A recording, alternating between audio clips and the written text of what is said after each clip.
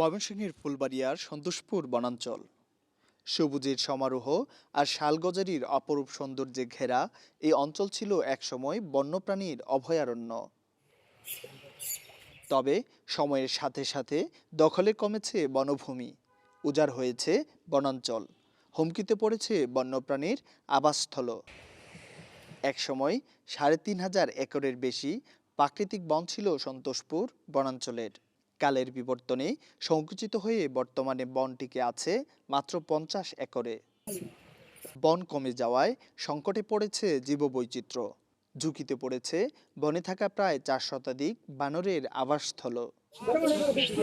এমন পরিস্থিতিতে বন ও জীববৈচিত্র্য রক্ষায় ৫৬৫.৪৫ একর সংরক্ষিত বনভূমি নিয়ে সন্তোষপুর ইকো পার্ক ঘোষণা করেছে সরকার। এতে তৈরি হবে পর্যটন ও গবেষণার নতুন সম্ভাবনা। এখানে ইকো পার্ক হচ্ছে দেখা যাচ্ছে বাইরে থেকে আমাদের মূলত যে পর্যটক আসে তারা আসবে, এখানে আসলে এখান থেকে বাইরে একটা ব্যবসা বাণিজ্য একটা প্রচার হবে এবং কি বাইরে থেকে যে মানুষজন আসবে তারা এখান থেকে হলুদ কিংবা কলা পেঁপে কিনতে পারবে, কিন্তু আমদানি রপ্তানি একটা বিক্রি হবে। ইকো পার্ক হলে জীববৈচিত্র্য রক্ষা পাবে এবং বন সংরক্ষণ থাকবে এবং দূর থেকে পর্যটকরা ঘুরতে আসবে এবং এই কংক্রিটের ভিতরে আমরা আমাদের ময়মনসিংহের মধ্যে একটা সংরক্ষিত এলাকা পাবো, যেখানে ইকো কালচারটা রক্ষা পাবে আর কি। বাউন্ডারি ছাড়াও যদি একটি নিরাপত্তার বেষ্টনীতে আনা যায় আর কি, তো সেক্ষেত্রে গাছগুলো রক্ষা পাবে। একই সাথে আমরা জানি যে এই মুহূর্তে বন্যপ্রাণীগুলো রয়েছে এখানে, তো এদেরকে পর্যাপ্ত খাবার দেওয়া হচ্ছে না, যার ফলে এগুলো লোকালয়ে চলে যাচ্ছে, এই বন এরিয়া ছেড়ে যাচ্ছে। তো যদি পর্যটকরা যখন আসবে এখানে বন্যপ্রাণীদের জন্য পর্যাপ্ত খাবারের ব্যবস্থা হবে, বন্যপ্রাণীগুলো রক্ষা পাবে। ৯০-এর দশকে ১,৫০০ কৃষককে অংশীদার করে এখানে সামাজিক ও কৃষি বনায়ন শুরু হয়। ইকো পার্ক ঘোষণার পর একদিকে যেমন পরিবেশবিদ ও পর্যটকদের মধ্যে নতুন আশা জেগেছে, তেমনি স্থানীয় বাসিন্দাদের মাঝে দেখা দিয়েছে উচ্ছেদ আতঙ্ক। এখানে প্রতিটা ১.৫ লক্ষ মানুষের উপরে ইনভলভ থাকে বিজনেসে, কেউ কেউ কৃষক, কেউ রোজ কাজ করে।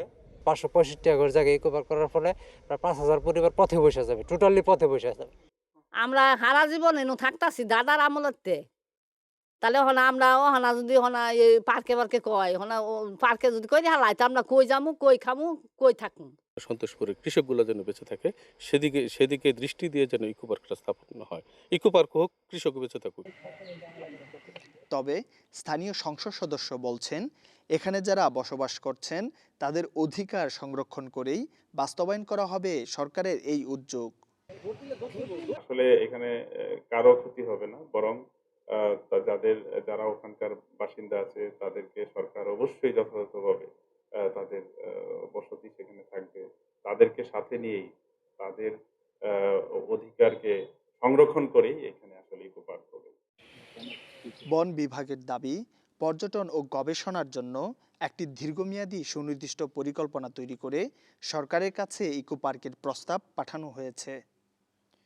পরিবেশ সংরক্ষণ, গবেষণা ও টেকসই পর্যটন, এই ৩ ক্ষেত্রেই নতুন সম্ভাবনার দুয়ার খুলবে সন্তোষপুরে। জীববৈচিত্র্য সংরক্ষিত হবে, সেখানে যে বন্যপ্রাণীগুলো আছে তারা সংরক্ষিত হবে, প্লাস যে এটা শিক্ষা এবং গবেষণার জন্য বিশেষ করে যারা বোটানি, জুওলজি বা আপনার এনভায়রনমেন্টাল সায়েন্স নিয়ে পড়াশোনা করে তারা আসবে এখানে গবেষণা করবে। বিশেষজ্ঞরা বলছেন, ইকো পার্ককে কার্যকর করতে প্রয়োজন পরিবেশ ও জীববৈচিত্র্যের পূর্ণাঙ্গ জরিপ এবং দীর্ঘমেয়াদী মাস্টার প্ল্যান প্রণয়ন। নাজমুস সাকিব, চ্যানেল 24, ময়মনসিংহ।